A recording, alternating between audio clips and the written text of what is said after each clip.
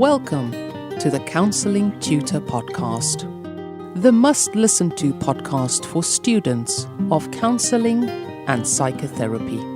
Here are your hosts, Rory Lees-Oakes and Ken Kelly. Hi, I'm Rory, and with me, as always, is Ken. How are you doing, Ken? I'm well, and I'm glad to be here, Rory. You are joining us as a listener at the Counselling Tutor Podcast. This is episode 198.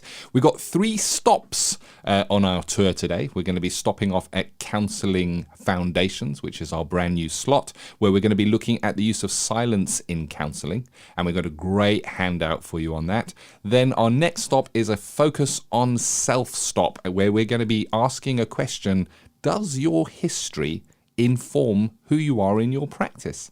And then our final stop in episode 198 for this episode of the podcast is Practice Matters, where we're going to be listening to an interview that Rory did with Mahmoud Ahmed, and that is on the topic of race and culture. So, getting the bus started for stop number 1, our Counselling Foundations, Rory, where we kind of revisit the foundations that make practice what it is. Use of silence in counselling. And I know, as I'm saying use of silence in counselling, the interesting thing is you're listening to a podcast.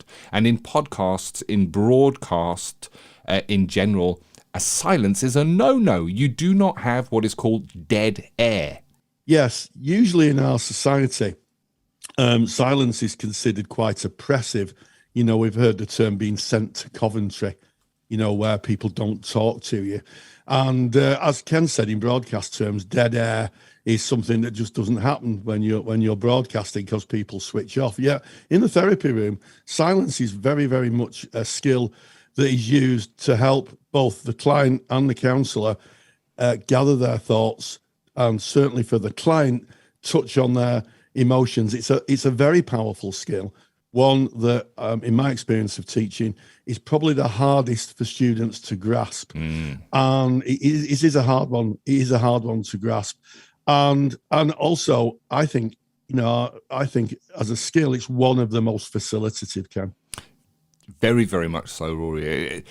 It brings a smile to my face when I think about silence, and I kind of reflect back to my own counselling training when we covered the skill of silence, and I took this technique into my teaching as a tutor, training my students on using the skill of silence. And it was skill number 1 that we covered when we did the introduction to counselling, was the skill of silence, because there's not really a lot to learn with silence, yet there is so much to learn with silence. All you're doing is sitting there and not saying anything. And the exercise that I ran with my students was 60 seconds of dead silence. I started off by introducing the topic. Today we're going to be looking at the skill of silence. And then I kept quiet for 60 seconds, and you could see the discomfort, you could see the squirming. And I know when I was on my training, how uncomfortable that silence felt. And I think silence starts with us looking at what our own relationship is with silence. Does it bring up discomfort? Is there a longing to fill that space, to put some words in there, to break that silence? It's almost that silence can feel so heavy and really, really uncomfortable when it's not therapeutic silence. And our relationship with silence as the therapist is so important, because as Rory, you've just mentioned there, silence is incredibly facilitative within a counselling session.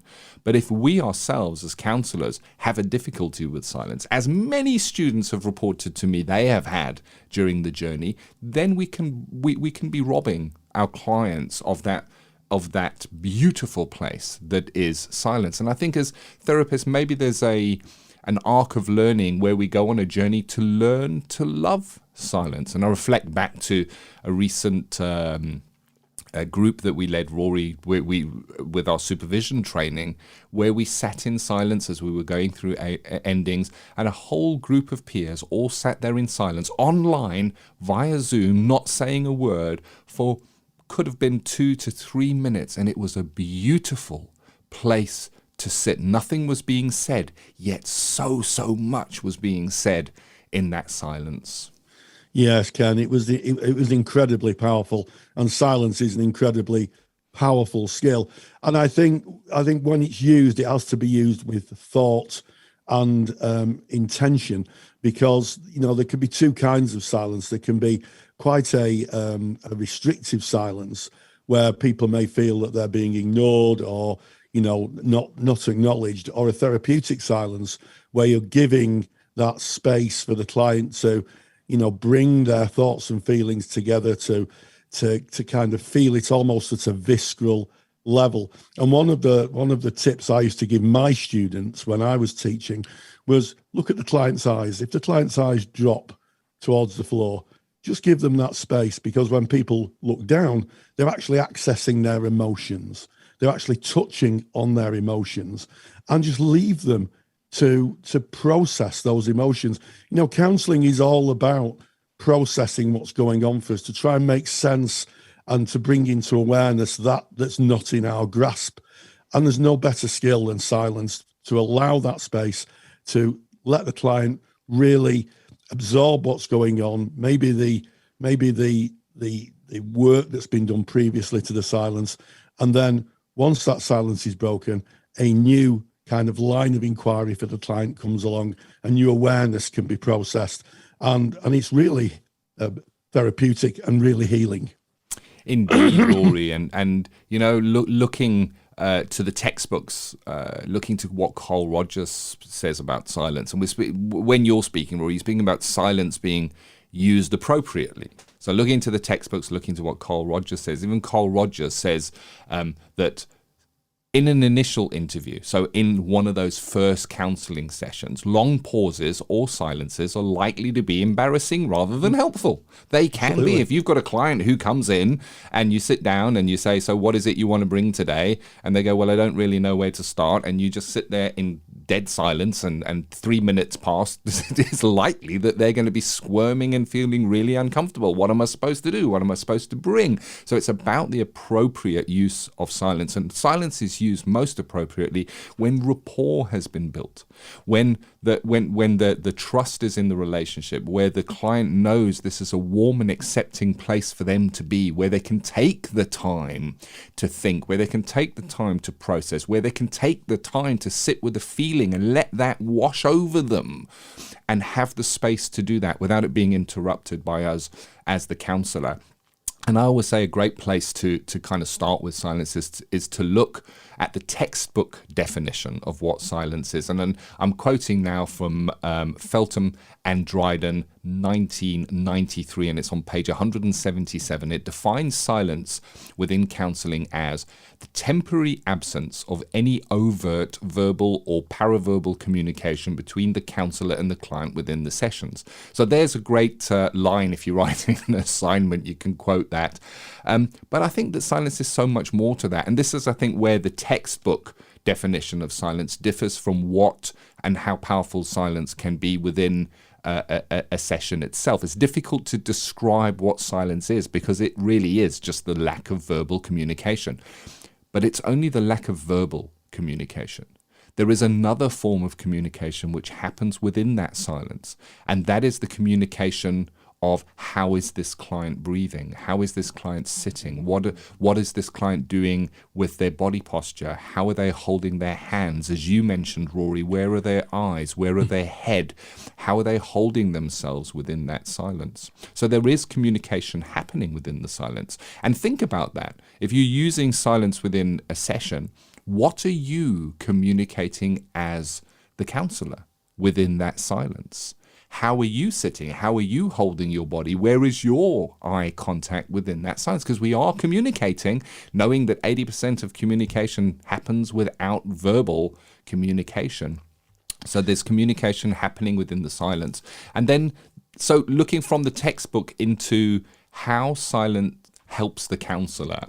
And it's from the point of autonomy. We speak about autonomy within the counselling room so often, and silence encourages the client to explore themselves. They get an opportunity to look within themselves. The autonomy that the client holds is that they then set the pace for the session. There's not the counsellor leading the pace. Now we're going to do this. Now we're going to do that. Within the silence, the pace can be set by the client. And the silence can enable you as the counsellor also to connect with your thoughts, your feeling, and also for you to have the opportunity to process what the client has been bringing to you. So a lot there for us as the counsellor that kind of aids and benefits in the process of working with a client without a single word being said.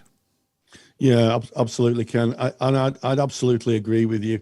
It's not a skill for maybe an initial contact, because a client may think, well, this is a bit, this feels really uncomfortable, and we don't want to make clients feel uncomfortable, although they may feel uncomfortable in the arc of therapy. But we don't want to overtly make them feel uncomfortable.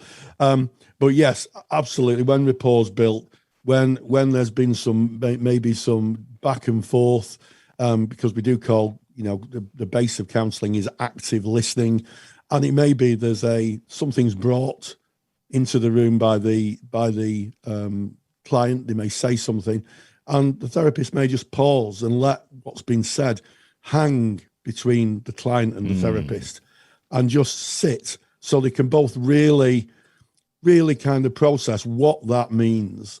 And I think it does speak to theory, and I also think it speaks to the underlying philosophy of counselling.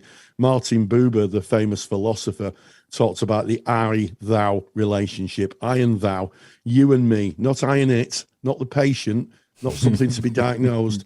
I and thou, you and me. Who are you as a person? Who is this client? And I think it's one of the most powerful skills that we have in our repertoire. And it's interesting, this question comes up a lot in our Facebook group. And, if you're not a member of our Facebook group, if you go to Facebook, type in Counselling Tutor, you'll find us. We're a closed group, but knock on the door and you'll join thousands of like-minded people studying and talking about the world of counselling and psychotherapy. And it's amazing just how often the skill of silence comes up, Ken. Yeah, I think, reflecting back to where we started here, and I mentioned that it was the first skill that I taught when working with trainee counsellors that were just starting their journey on those first steps counselling concept. But I recognise that silence is a skill that continues through your arc of training right through. It doesn't matter how long you've been in practice. You've been in practice for 25 years. You're still going to be using that skill of silence, and I think it's really worth looking at it. And that's why we call this Counselling Foundations, looking at those foundations. It is a base on which we build therapy. And for me, silence has many tones, in the same way as somebody's voice can have different tones, and you can infer different things by the tone of a person's voice. They can say the same thing, but you will get a different feeling for what they're saying by the tone of their voice. The same is true in silence.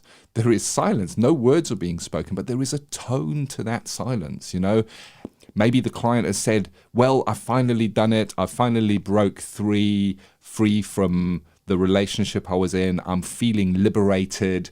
And then they may pause and they may look up and they may have a smile on their face. And we can leave that silence. What is happening there? What is going on? What is the process that client is going through? But then similarly, the person can say, well, that's it now. Finally, it's over. Finally, I've got my freedom and I've broke out of the relationship that I know was toxic for me. But they could be sitting there with tears rolling down their faces. They've said the same words and they go into silence with two very different tones that sit within that silence. And I think it's about us being there in the silence. And I think a final note on this is that when using silence, it's always a good idea to kind of brief what silence is. We learn about silence, we study silence, we read textbooks about silence, we're listening to a podcast now about silence, but clients don't get any of that information. They just come in and suddenly there's this silence, and they could be left in a place of, well, do I need to fill this silence? Do I need to say something? Is the counsellor now expectant on me to share something? And one of the ways that we can work with that is to just warmly share in the beginning of our sessions. There may be times when we're chatting that something comes up that deserves a period of silence for you to process, for you to feel those feelings that we generally run away from, that the world tells us are not acceptable and we should run away from. Well, they're welcome here, as is silence welcome here. But if you ever feel that silence is uncomfortable, just let me know. just let me know. And you're kind of briefing that in a warm way that the client goes, right, okay, get it. I understand the rules of engagement here, so that they're on the same page with you. And I think we'll end this by saying we've got a handout for you. I wrote a book on counselling skills. It's called Basic Counselling Skills, a Student Guide. And in chapter 3, it is all about the skill of silence. So what we've done, Rory and I made a decision. We've kind of lifted chapter 3 out of the book and we've made it available. And you can get that from the show notes of today's episode. So this is episode 198. And the way you find those show notes is you go to counsellingtutor.com. Top menu bar, just click on podcasts, navigate your way to episode 198. And right there within that page, you will be able to download the chapter 3 of Basic Counselling Skills, a student guide, all about the skill of silence. So there it is. Take the stress out of your counselling studies and get the support of Rory and I by joining us in the Counselling Study Resource. See how Counselling Study Resource can help you. Visit counsellingtutor.com. That's counsellingtutor.com.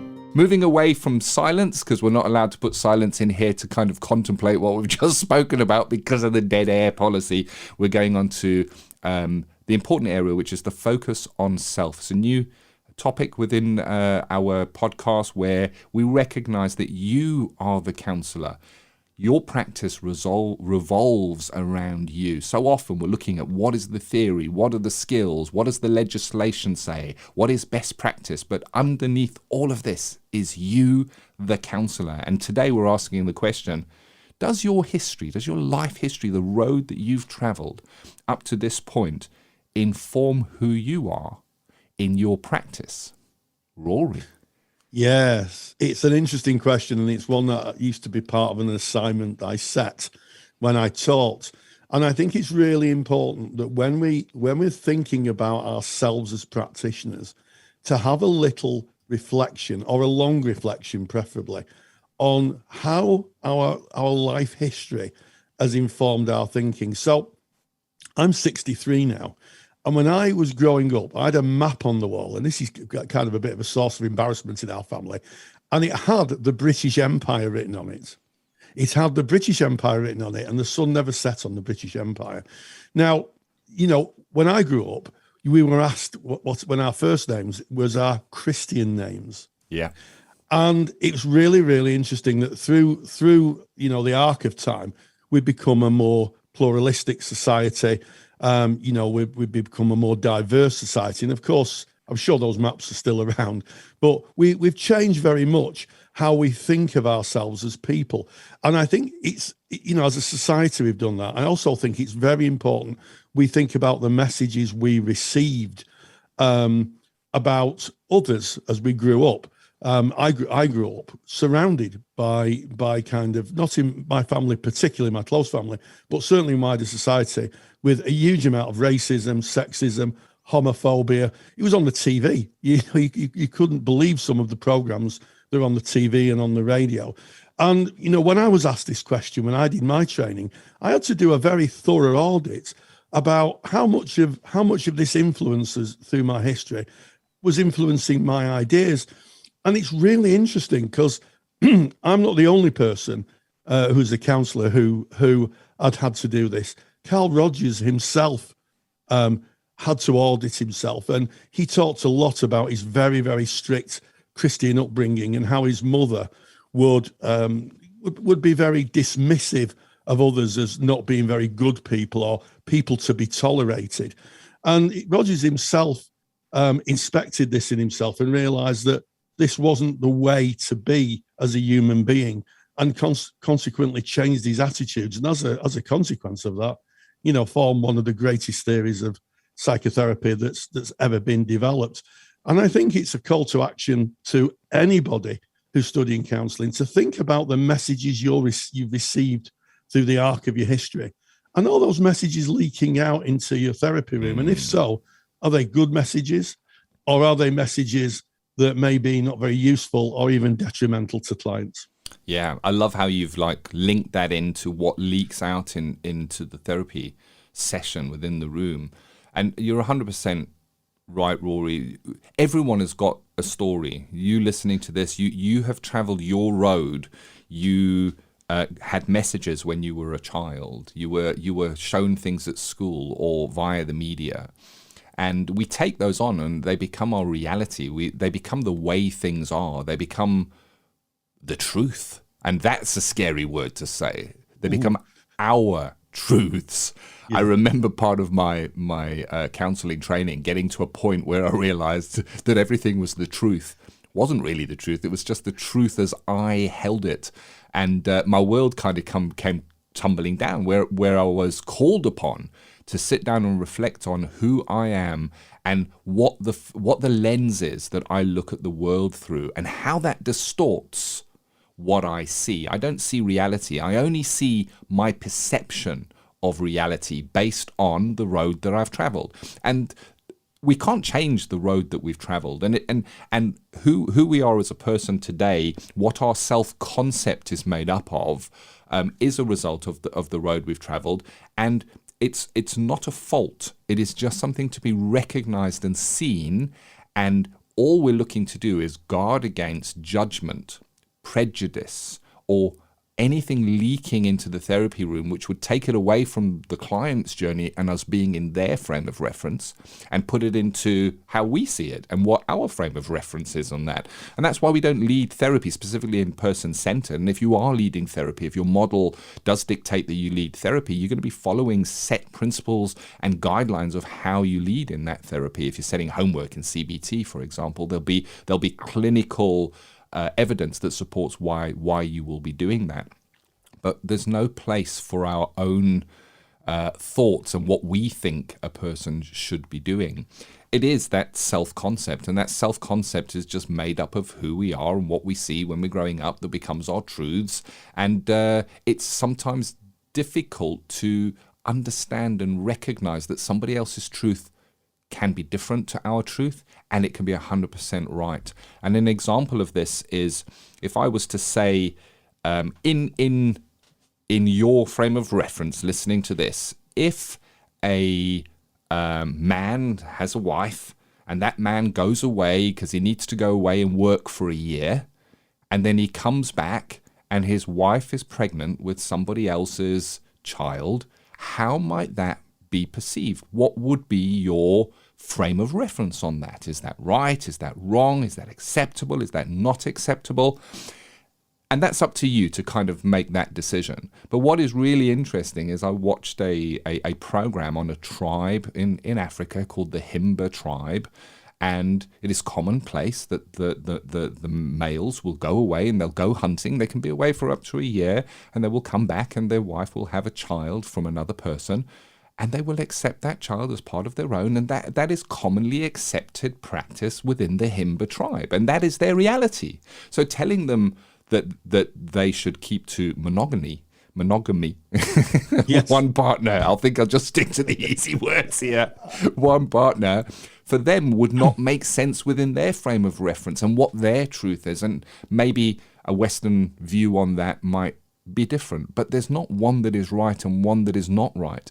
And I think this, looking at who we are and our journey and who we are in our therapy room, is about recognizing we have traveled the journey and looking to try to minimize the leakage. I like how you used leakage, Rory, of our stuff flowing in and contaminating or tainting the therapeutic relationship. Yes, and it's really interesting. There's a wonderful quote from Becoming a Person, Carl Rogers' seminal work, I think.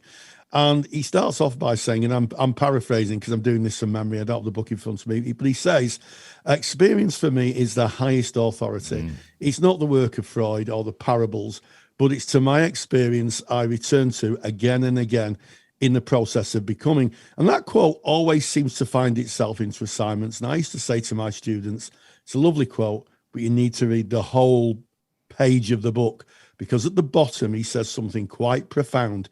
He says, my experience is infallible. Therefore, it needs to be checked in new and primary ways.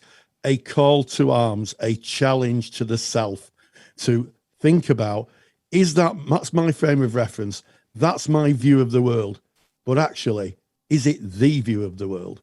And do I need to challenge that thinking? Oh, that is good stuff, Rory. Goosebumps. I can feel it. Yeah. I can feel it. My hair on the back of my neck's going up while I'm speaking.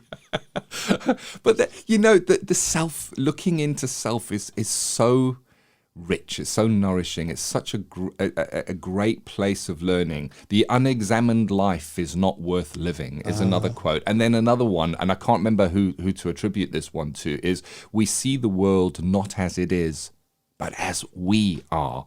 And I love these because they're all kind of linked to what we're talking about today.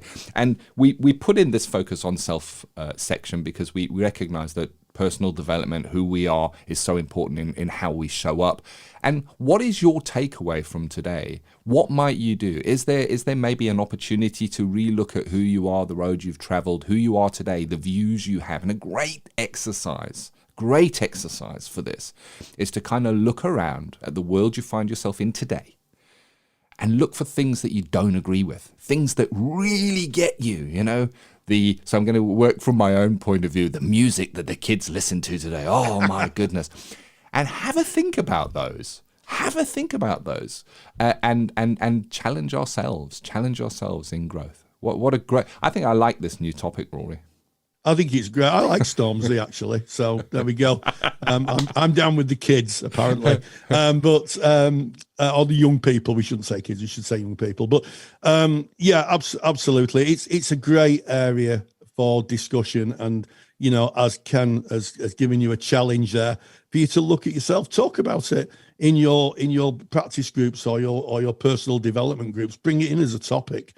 And I think that it's a very rich theme to be mined of personal development in the service of the client. Love it. So moving on now to Practice Matters, where we kind of dip our toe into what we may come across in practice. And I love the topic that has been chosen today. Rory chose this topic.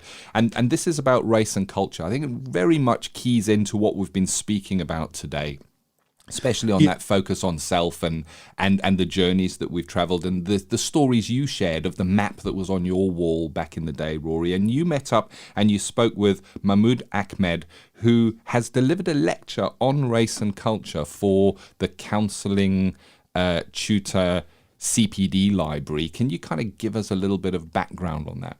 Yeah, absolutely. Mahmoud is a wonderful person. He's ploughing new ground. Let's be clear here. He's ploughing new ground. And his interest, his passion is to help therapists understand the nuances and the frames of reference of other cultures, and to take that understanding in the service of working with people from different cultures. And he's produced a wonderful lecture for us. And this is what he had to say on it.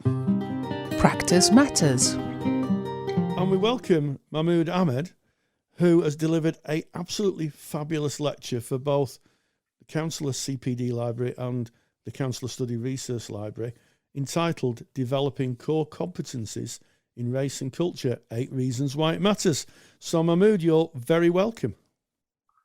Hi there. Hi everyone. Pleased to be here.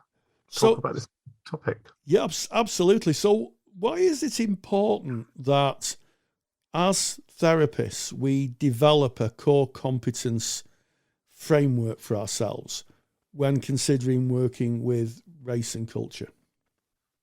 That's the core question, if you like, no pun intended. So what I'd say to that is that we haven't had it so far. We've had a concept of diversity, and particularly race can get overlooked and culture can get overlooked in the short amount of time that training providers have for training. But actually, if we look at race and culture, as I make that point, is that it's universal. So it's not relevant only to specific groups of people. It's actually relevant to all of us.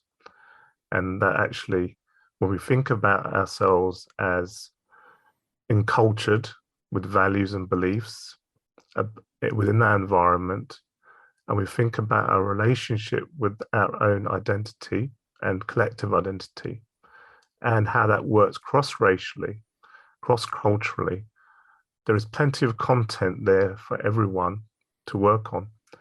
And especially, obviously, if you're a person of color or a diverse heritage, there could be differences that need to be looked at. But the important point I also make here is that this is also relevant to white dyads as well, in terms of how that works, what's not said, what's assumed. You know, an example I gave about Catholic and Protestant beliefs and the assumptions that are made sometimes when that isn't true in the room, and the disappointment that that can have. So thinking about the cultural and social context of both the therapist and the client, and thinking about power as well, thinking about the idea that we have this role power, historical power, but also collective embedded historical power, which is based on race and the way people are in contrast to each other, and how that is manifesting at the moment. I think that's a very succinct overview, and I also wonder, you know, how are we if we're not culturally competent? Is there a danger that we might be not offering the correct service to our clients? Absolutely, I think that's the biggest danger, and certainly if we think about even the evidence and obviously lived-in experiences as well, that there is a disappointment at the very least that the services provided are not available that actually take this into consideration. A particularly important point, I think, is to consider that race is an embodied experience. It's not conscious always. So therefore, the therapist has to go the extra mile and be active as well as the client. And if we ignore that, then we're talking about people who need help in certain areas. And because race can be a all-encompassing thing, as a factor in many different types of issues in life, relationships, the way people are in terms of moving between cultures, family life, social life, etc. It's a really important area. And without it, we can just miss the whole person, really, a big part of a person's life, because there's an embodied belief, let's say. It's not rational necessarily. It's there that says, this is not a safe place for me, or that the person will not understand me if I go there. And sometimes it's okay to be, as a therapist, to be educated. But I think there's a limit to that, especially when we talk about cross-race, cross-culture as well.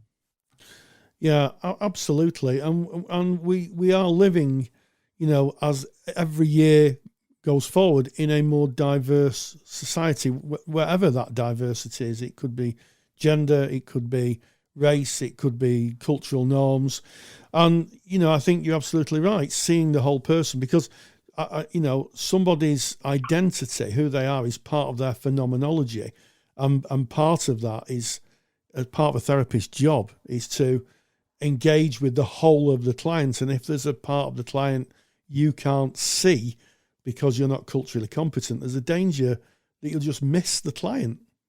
Absolutely. And personal experience, many people's experience, we miss that. And it's a hard job to do that if the therapist, because I think with the culture and race competency, as people will do the training, it actually takes time to develop this awareness. It doesn't come just by instantaneous training as well. So it can take a bit of time for that trust and to feel that the therapist is a safe person who can do this work with me, because it goes beyond the question of, is race an issue in the room? That could be a starting point, but it's actually just a starting point. It doesn't mean that it's safe yet.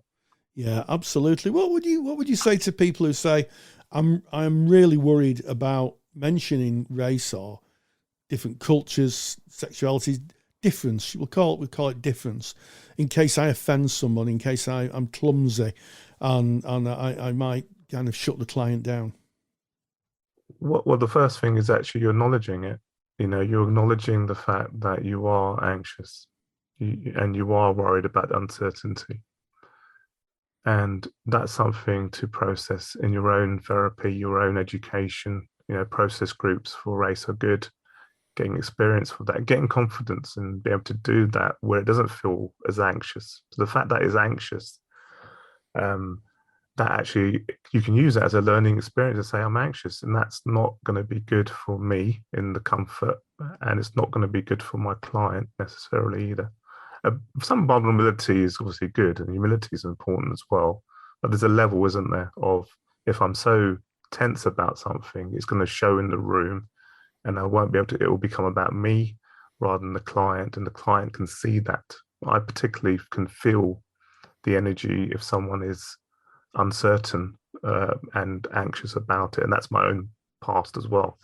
But I think that's the key thing, is to recognize it, develop the competence, go and get experience. I say actually, how you can tell you're more confident about this area, the test is if you can be in the world and talk about this, about race and culture within your own groups or cross groups, then you know you're on a good path. Yeah. So that's what I'd say to that, is continue that journey of learning within yourself, where you can contact some of these feelings and get through them. Yes. And if you do therapy, just to make sure you do get someone who is themselves race and culture competent as well. Yeah, I think that's an interesting point. So the idea that if you are uncomfortable, that's the first starting point to acknowledging that you may need some more information to be able to engage with that and see where you are in the world, see where you sit with it, and also to get some training. It strikes me that the lecture you gave was really, really detailed, and I wonder, as we come to the end of this interview, what takeaways did you hope the audience would have when viewing this, when they'd finished it, and next day when they're kind of reflecting in their practices? What takeaways do you hope the lecture provided for the people who view it? Yeah, I think that the first thing is to think about, actually, when we think about all our clients and all people that we meet, the first takeaway I wanted for people was to say, have I considered this? You know, me and you were talking, and we've talked before about your culture and a bit about my culture. How much of that could be assumed? You know, culturally, we actually may be very similar, even though distinctly different in terms of race. Do you see what I'm saying? So first thing I would say is I would want people just to reflect back on their clients and see, did I consider that? For example, relationships. You know, if I'm talking about relationship, is there a factor that plays in there as well? Is there some invisible part that I've forgotten about that now I can remember and take away and say, is that a factor? If I've got body issues, is the race a factor? Just like we might say in terms of, let's say, British culture at the moment, there's obviously a lot of attention on representation of the body. So that's a cultural artifact of our Britishness at the moment. So there's being a bit of a challenge. So we can consider that, just like we can consider cross-racial, cross-cultural issues. That's the first thing I would say people would take away. The second one is that this is something that's a process. You know, it's not something that you would just by doing a lecture or reading that you would gain this sort of inner awareness of it. So therefore, there are options. We've given ideas of how the standards work for competency and ways people can get more competent through process work and various types of activity in the world. When we talked about, you know, race talk, we have to talk about that in the world. That is all going to be great development for you to go to the next step. Well, I think those are great takeaways. The lecture itself is massively enlightening, and I think it's not to be missed for anybody who's working in the world of counselling and psychotherapy, because race culture is our bread and butter. To use something from my culture, it's a standard thing that we engage with now. So, Mahmood Ahmed, thank you so much for joining us. Oh, thank you very much, Rory. Thank you, Counselling Tutor, and having us on, and the lecture as well. Thank you so much to Mahmood Ahmed for meeting up with Rory. Thank you to you, Rory, for hosting that meetup so that you could bring us that information. And of course, if you're interested in seeing the entire lecture that Mahmoud Ahmed has delivered for the CPD library, you can get more information on the CPD library or anything else we've discussed in today's episode from our website, which is counsellingtutor.com. Absolutely. And what a fab episode, if I do say myself, a bit self-referential, but I've thoroughly enjoyed Yeah, well, this. you've enjoyed it. You've been congruent, Rory. I know. And I hope you've enjoyed it too. We started off with Counselling Foundations, talking about the use of silence in counselling, a very underrated but important skill. We moved on to focus on self, and we became a little introspective and asked the question, does our history inform who we are in the therapy room? And one, I'm sure, that'll be debated all over campuses as people ask that question to each other and themselves. And then finally, we caught up with Mahmoud Ahmed, who talked about race and culture and why it's important that therapists understand it. And as always, stay grounded and stay safe. If you're a qualified counsellor or psychotherapist, then why not check out the Counsellor CPD Library? Stay current with your CPD requirements with over 150 hours of academically rigorous, on-demand lectures you can stream to your device. Joining Counselor CPD will expand your skill set to create a more specialised, highly rewarding practice. For more information on the Counselor CPD Library, visit counsellingtutor.com. Thank you for listening to the Counselling Tutor Podcast. Find the show notes for this episode on our website at www.counsellingtutor.com.